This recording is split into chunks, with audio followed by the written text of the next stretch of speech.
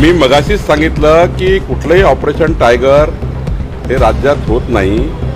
माननीय एकनाथ शिंदेजीकडे उद्धव ठाकरेचे खासदार गेले असतील तर ते एकनाथ शिंदेजींना बऱ्यापैकी त्याबद्दलची माहिती आहे। पण मला जो अंदाज आहे, माझा अंदाज आहे, माहिती नाही की राज्यातले खासदार आमदार माननीय मुख्यमंत्री उपमुख्यमंत्र्यांना त्यांच्या मतदारसंघातले कामं करण्याकरता भेटतात।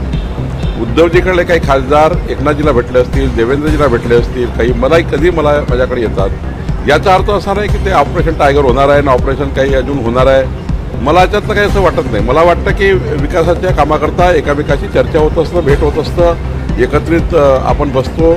राज्याची संस्कृती आहे की राज्य असंच आहे आपलं की कुणाही निवडून आल्यानंतर कुणाकडे जाता येतं, कुणाकडे काम करून घेता येतं, आपल्या भागाच्या डेव्हलपमेंटचे विषय सोडवता येतात। त्यामुळं त्या अर्थाने गेले असतील। उद्धव ठाकरेचे खासदार हे नाराज पण आहे अशी पण चर्चा आहे। चर्चा काही असू शकते, पण मला हे उद्धवजीला माहीत असेल नाराज आहे की नाही आहे। आणि एकनाथजीकडे गेले असतील तर विकासाकरता गेले असतील।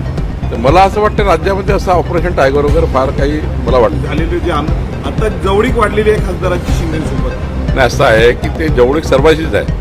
मुख्यमंत्र्याकडे आहे, एकनाथजीकडे आहे, आमच्याकडे आहे, शिवसेनेचे मंत्री उदय सामंत सर्वांकडेच आहे। आपापल्या कामात सर्व भेटतात। मला त्या ठिकाणी आता परवा बळवंत वानखेडे आपल्या DPC भेटले होते। याचा अर्थ काही पुढे पक्षासाठी असं नाही, आपला कामासाठी भेटतात। मला वाटतं की जे काही असेल ते विकासाच्या कामाकरता असेल, आपल्या मतदारसंघाच्या डेव्हलपमेंटचे वर्क असतील, म्हणून खासदार आणि आमदार एकत्रित पद्धतीने मुख्यमंत्री उपमुख्यमंत्र्याकडे भेटले असतील। आणि आपल्या महाराष्ट्राचा संस्कृती आहे, हे बाकी राज्यासारखं नाही आहे की भेटायचं नाही, कुणाकडे जायचं नाही। डेव्हलपमेंट करावंच लागेल, आपला मतदारसंघ सांभाळ